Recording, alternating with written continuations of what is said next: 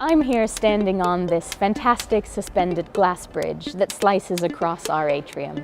If you're brave enough to come out onto this bridge, you will have one of the most spectacular views of the sun rays. The sun rays installation is made up of colourful cable that's being stretched in quite high tension between some very large steel frames, which have been mounted onto the columns and the beams that surround our atrium. We wanted to find ways of extending the experience for our visitors in relation to our exhibition, The Sun Living with Our Star. So the idea came quickly and it was really simple. Let's let the sun shine in.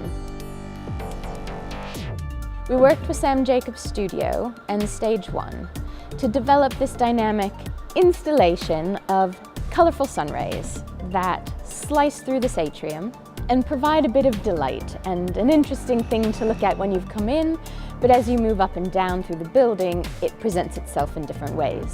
And then we worked with Fraser Muggeridge Studio and we installed some prismatic film on the windows behind me.